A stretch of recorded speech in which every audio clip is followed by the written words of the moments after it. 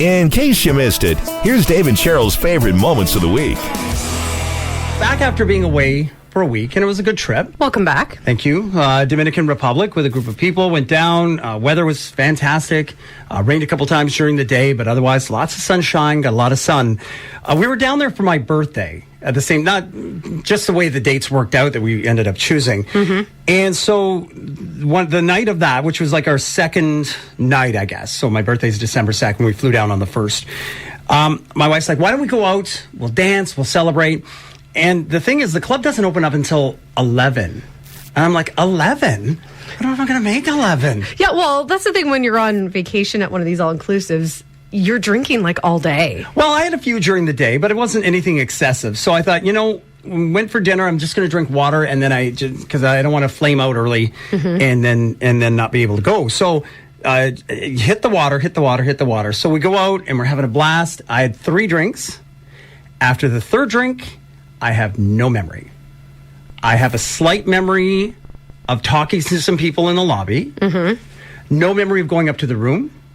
No memory of getting in bed. I apparently took out my contacts and dropped them on the sink. I think I brushed my teeth with their water because I got Montezuma's revenge for several days because my toothbrush was in the sink. But the scariest thing was I got up in the middle of the night, I guessed to go to the bathroom. You don't remember any of this? None. No memory. Fell, lost all motor control, and smashed my head off a coffee table. Oh. So I'm coming back with a scar and a story because I had a giant scar and a lump. Thankfully, my wife, as I've talked about before, a registered nurse that has worked ER, ICU, in many different places that we've lived in. So she has everything. So she travels with a full-on first aid kit. I know this from experience. Right? So she got me up, got me cleaned up. I have no memory of any of that. None. So, but you only had 3 drinks. So do you think someone put something in a drink? That's the only conclusion. I had 3 drinks. Now, I was drinking vodka cranberry. So did they think that was her drink? Not to stereotype, but people do that, right? She was drinking rum and Coke. Mm-hmm. And we'd each only had 3. So did somebody, or was it a robbery thing? Because somebody told me that after that's happened at resorts and other places where they'll drug someone and then get them all pliable, get them up to the room, and then rob everything, right? And then that person has get them to open the door and then just take everything. Have no memory of anything. So was it that? Was it that they were targeting her, or was it directly targeting? Did I get a drink meant for someone else? No clue, because I've got no memory. Talked to the hotel about it, and they got a call from the manager, said they were going to investigate. I don't know what that actually means. Yeah, when you're only there for a week and it's already 2 or 3 days in. And then how much can they really do about it? I don't know. I know they have video cameras, but I don't know where they're situated or how active they are. Well, and unless it's like someone that works if it's just a guess, I mean, they could be gone by the time they figure out who it is. So I definitely, as my wife said, exhibited other signs because she's dealt with it in emergency rooms she's worked at in different places. So you got roofied pretty much. That's what we think. It had to have been. You had a lot of the same symptoms of that. I woke up when I finally did kind of come to, and she was explaining to me what happened. I started weeping like I was 5 years old. And she said uncontrollable emotion is something that she used to see in people, mostly women, let's be honest, that have had that happen to them. So we were telling that tale through the week and just kind of advising people, hey, if you're going, and what was sad to me, not that I'm naive, but how many women said, I've had that happen, or it happened to me in college, or my best friend had it happen to her when we were out. And it's a sad thing to think that there's predators out there, whether it's for an assault purpose or whether it's for a robbery purpose. Yeah. Don't put your drinks down. And that was my mistake. That is on me because we were dancing, having a great time, and I think I'd set it down on the counter, we were right beside the You're right next to it, but someone walks by and just boop. Like that. And I have a suspicion, but I can't, there's no way to prove, who it might have been. But, wow, what a scary situation. A few inches over, what if I'd hit my temple? I might not be talking to you right now. Yeah. Because it left a gash pretty deep in my forehead. Now, again, because my wife has steri strips and that sort of thing, she was able to close it all up, and, it's healed up pretty nicely. But I still have a lump there, and I think I had a concussion, too. Yeah. And, I mean, I know you're not telling this story to deter people from, going away on vacation, but just be careful. And this just goes to show, too, that never go out, even like, because this, I'm assuming this is on resort. Mm-hmm. Never even go by yourself on resort at night to the club. You always need to have someone there with you. Someone with you, because thank God my wife was there, right? And she said she thought there was something going on with me because she said I was talking gibberish, and she said you'd had 3 drinks. So she thought, okay, maybe he's just overtired. He had too much sun and just need to get him upstairs and get him to bed. And then this happens in the middle of the night, collapsed on the floor and smashed my head off the coffee table. So as much as that was unlucky, the next few days that was the other thing. I've had hangovers in my life. Yeah. Right? This was like nothing I've ever experienced. The next 36 hours were kind of like a buzz. I guess we talked to one of my wife's friends on FaceTime the next day. I have no memory of that. So yeah, be careful. You're going away or here in Canada. Always watch your drinks. Don't make that mistake that I made, because it could have been way worse. So that's my story to share, and a scar now that I'll have. So there goes my movie star good looks. Dave, there goes your modeling career. You're done for now. Yeah, in all seriousness, be careful. Whether you're going out to a club here or going out traveling. Are there certain holiday movies that you watch every year? So I watched Elf with my nephews on the weekend. Yes, that's definitely one. We've already watched Home Alone once. Because my sister and brother-in-law were away with you guys. They were part of the group that went down. So we watched The Grinch multiple times. Not the one with Jim Carrey, not the live action one. The newer animated one, which I think Benedict Cumberbatch is the voice. Oh, that's cool. Of The Grinch. Without an accent. It's weird. I always like Scrooge, any version of that. There's one, like an old black and white one that I love watching. Home Alone, haven't watched that yet. I was actually looking for it. I think you might have to pay for it. It's on Disney Plus. Oh, okay. So if you have Disney Plus, it is on there. But speaking of Home Alone, the role was actually written for Macaulay Culkin. John Hughes, who wrote it, and, wrote so many, 80s... was it the Brat Pack movies?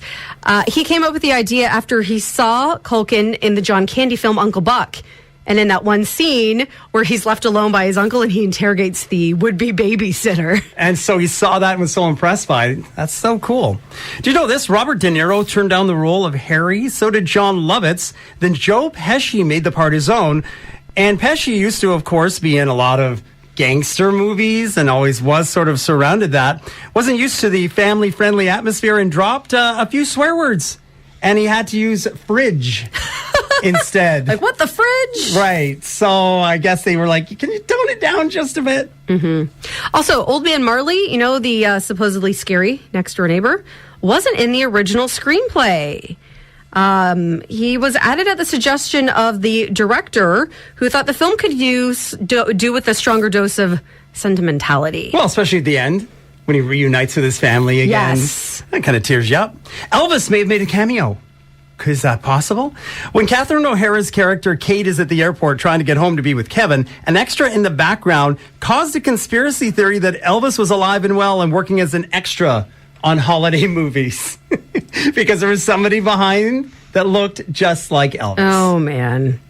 And finally, the tarantula on Daniel Stern's face was real. Can you imagine? Yeah. Did I send you? There was a video on TikTok the other day that I came across where he talked about it, because he agreed to do it because they told him, we're going to get this like robotic spider.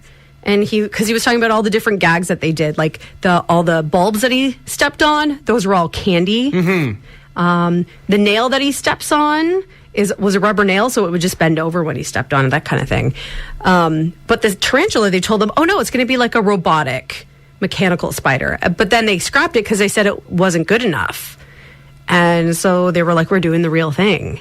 Real spider. Real spider. So he had to do so this one, the thing I read or saw from him, he screamed that actual scream, and it was he asked, he's like, am I going to scare the spider when I do it? And they said no, because the spiders can't hear you, but just don't do any sudden movement. He's like, well, did you take the poisonous stinger out? And they're like, well, no, because he'll die. He's like, but I could die. I could die. Still one of the most iconic bits in the movie. Harry, get up! Give me a hand! Ow! I got him! Harry, help me! Get up! I got him!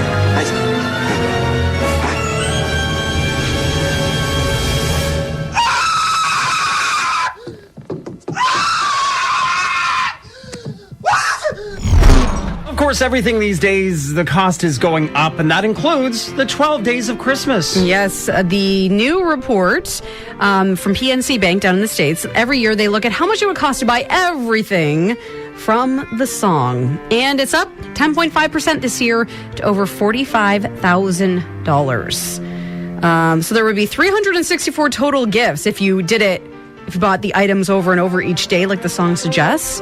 And that would cost over $197,000. All right, so let's break it down. 12 drummers drumming, $3,200 to hire them. 11 pipers piping, that'll cost you over $3,000. 10 lords a leaping, it's the most expensive gift at almost $14,000. And they say that's based on how much it would cost to hire 10 dancers from the Philadelphia Ballet is where they use that. Now, 9 ladies dancing, that would cost over $8,300. That's based on hiring 9 women from a modern dance company in Philadelphia. 8 maids a milking. Weird gift, but it's also the cheapest on the list. That's 8 women milking cows for an hour at the federal minimum wage in the U.S., which is only $7.25 an hour. That's disgusting. So it would be $58 in total. 7 swans a swimming, $13,000 is what that'll set you back. Are you buying them or renting them? It's a lot of money. I feel like you're buying them then. Can't you just rent them for an hour? I would think so. 6 geese a laying, $700. 5 gold rings, $1,200. That's up 39%. That's a bigger jump than anything else on the list. 4 birds a calling will set you back $600. 3 French hens will cost you $319. And 2 turtle doves, that would be $600. And finally, a partridge in a pear tree, $280. Now, the partridge costs the same as last year, but fertilizer prices are up, so pear trees have jumped 26%. So everything is going up, including the 12 days of Christmas.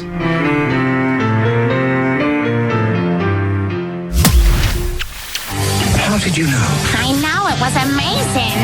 I just happen to know, that's all. No, yes, I don't know. You know, these aren't jokes, these are thoughts. These are things that make you go, All right, guys, I want you to think back into your history and your past. Do you remember ever wearing a tuxedo? 17% of men have never worn a tuxedo. But you? the majority have. Have you? Oh, several times, yeah. Well, I Events say we host a lot of events, that kind of thing. Mm-hmm. Oh, well, I think for a lot of dudes, maybe a wedding, their own wedding, perhaps. Hey, 35% of women say they are not attracted to a man who has a hairy chest. So no Burt Reynolds kind of thing where it's piling out of the top? It's something, I think that it goes with the trends, right? Personal choice. 44% of men say they flirted with a bank teller. Not surprised. Does that get you any extra money or not? No, I just think it's that men think that when women are friendly, that they're flirting with them, and meanwhile we're just being friendly. Or you could just be friendly and a little flirty. I did that with some gate people in Detroit when they came out. I'm not going to lie. They were very, very attractive. And I said that to the girl behind the gate, and she laughed. She goes, well, a lot of times we're kept in the back. I said, clearly they should be putting you in the front. And she burst out laughing, and her friends started laughing. They were the gate. Yeah, sometimes you got to have a little fun. Mm-hmm. But that's more fun than flirting. Hey, 50% of dog owners say their pet loves to watch TV. Is your dog? When she was little, we were watching the documentary about Queen, and she was mesmerized by Adam Lambert. Every time he talked, every time he sang, she sat. I got a photo of her sitting right in front of the TV watching him. Wasn't she obsessed with Law and Order or something? Mariska Hargitay. Oh, Same thing when she was a puppy. Since then, though, she doesn't really watch it. My dog doesn't even react half the time when there's a doorbell or even a dog barking on TV. No reaction. I don't understand it. He's a great guard dog, guys. 68% of people say they get their best sleep while on vacation. Yeah, because you're not at work or worried about getting up for work. You're staying up late. You're in the sunshine. Hey, 70% of men say they've gone to a movie they didn't like just to please their partner. You got to get those points. Well, she wants to go, so you take her. Come on. 82% of women have asked a stranger where they bought their shoes. Well, I want to know because they're cute. Have you ever done that? Is that a conversation? I don't know about I think so, probably. Because I always notice, especially at the gym, too, people's running shoes, that kind of thing. I'll be like, ooh, I like those colors. That's cute. Yeah, maybe a compliment if I don't know about asking, but the majority have. Mm-hmm. And finally, 99% of women say they don't want their partner to wear a Speedo. 99%. 99%. So, Dave, I hope you didn't wear a Speedo at the beach on your vacation. I saw some, but no Speedos for me. European guys seem to be really Big into time. it. Yeah, there was a guy, I think he was from Italy, and he was rocking sort of a Borat kind of thing. that he was wearing. Yeah, you know, it was just I like know that. exactly what you're talking about. Walking in a winter wonderland, and the lyrics are about two people falling in love, but a new study found walking in a winter wonderland can make you fall in love with yourself. So researchers in Poland found walking around in nature while there's snow on the ground can boost your self-esteem and change how you feel about your body. So what they did was they had young women go on snowy walks through the woods, and they asked them questions about their body image before and after, and it really made a difference. 40 minutes out there gave them a boost in how much they appreciated their own body and up their self-esteem. Now, you don't necessarily have to go and try and find somewhere where the winter wonderland, just nature in general has an effect. Yeah, they found the same thing happens when you're around lakes, rivers, and other green spaces too. So nature in general is just a good thing. But this is the first study that really combines winter and cold environments. You know why? Because you know you survived. Now you're in somewhere warm. Now you feel better. And you're happy about yourself. And now it's time for 1, 2, 3, 4. It's random. Is that a fact? Is that a fact? 4 Random Facts. So I believe, I can't remember if Dave and I talked about this or if it was Mike and I the week before, but poinsettias aren't actually poisonous. A study out of Ohio State University showed that a 50-pound child would have to eat more than 500 leaves in order for it to have any sort of harmful effect. And it's pretty unlikely because they taste awful. That said, though, you should be keeping your pets away from poinsettias or poinsettia, however you want to say it. It can upset their stomach. So I think maybe that's why people thought that maybe it was poisonous for pets. But really, it's just upsetting their stomach. So unless you want to avoid the cat and the dog barf, don't keep your pets away from poinsettias. Did you know that Yahoo was originally called Jerry and David's Guide to the World Wide Web? I think they made a good choice when 2 months later they changed it and shortened it down to just Yahoo. The U.S. has had a men's field hockey team compete in the Olympics 6 times, but they've never won a game. They did win bronze, though, in 1932 because only 3 teams participated. That's right, guys. And finally, get this. If you ever go to Japan, make sure you try fried maple leaves. Apparently, they're a very popular snack there. The more you know. I'm surprised we haven't tried that around here in Canada with all the maple trees. Today's 1, 2, 3, 4. 4. So random. Random. Give the public the facts. 4 Random Facts. Very excited. 1 week ago, yesterday, had the chance to be at the opening press conference for a brand new baseball team coming to CK in the IBL, the Intercontinental Baseball League, with a bunch of teams right across Ontario. I think the new CK team will make it 9. And there are whispers that are going to be a 10th team as well for the 2024 season. But that's when the CK team will be coming into its own in the IBL in 2024. And the Name the Contest team continues. Yeah, so they are looking to name the team. They haven't picked a name for it yet. So what they're asking people to do is to head online to letstalkchatham-kent.ca, and you can submit your idea for a team name, which is pretty cool. And there's just a couple of rules. It needs to be family friendly, no foul language, free of discrimination. I think that's pretty easy to do. Mm-hmm. And the fan that submits the winning name will win a family season pass, which would be really cool. So the deadline for that is coming up later in January. So start brainstorming. What do you think the team should be called? Do you have any ideas, Mike? I put in 2 so far. Oh, have you? Oh, yeah. Well, you don't want to share them. You don't want anyone to steal your ideas. Well, I wouldn't mind. Keep it up. If you like it, vote for them, and maybe they'll be called that. So one of my options was Stars, kind of as a tip of the cap to the Chatham-Kent Black All-Stars back in the 30s. So I said Stars. And then the other one was Expos. Because right now in the IBL, there's a bunch of teams, I think maybe 5 or 6, that have Major League Baseball nicknames. Oh, okay. And with the Expos slant to it, Bill Atkinson, former Expo pitcher from back in the 70s and early 80s, he's kind of on the board, the committee for this new baseball team here. So Bill's a part of that. And also with Dom Donnell, who is the fellow who's bringing the team. Mm-hmm. The team president? Yeah, team president. Dom, he's from Quebec. He's from just outside of Montreal. He? Yeah, he's from just outside of Montreal. So I thought, well, let's go for Expos. So that's what I have submitted so far, Stars or Expos. Okay, Stars or Expos. I've seen a lot of people, Crows. obviously. The Chatham Crow, your Chatham Kent Crows. Okay. Then we get a mascot. It's a giant crow. So you have a few more weeks to submit your name for the new IBL team coming. Also had a chance at that press conference to talk with Fergie Jenkins, who's the honorary president for the team. So he was a part of the unveiling too, and he was also in town for the snowplow that he was honored at. Oh yes, Flurry Jenkins. Flurry Jenkins. So he was in town for that too last Friday. And talked to him for a few minutes, and he said this is going to be some amazing quality baseball for Chatham Kent. I believe so, because the fact that you've got other teams, London, Toronto, Brantford, Kitchener, I mean, you're going to see some good baseball. And if Chatham can bring the ideal players, I think, here to this area, and some local guys, you're going to see good baseball. Again, the Name the Team contest continues through the league website. Do you have a vote as to what you want to see it called?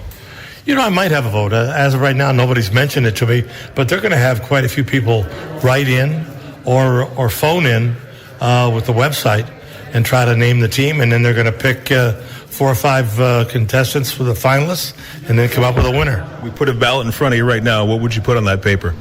Oh, geez. Chatham Rough Riders, maybe? Oh, that's not bad. I never even thought of that.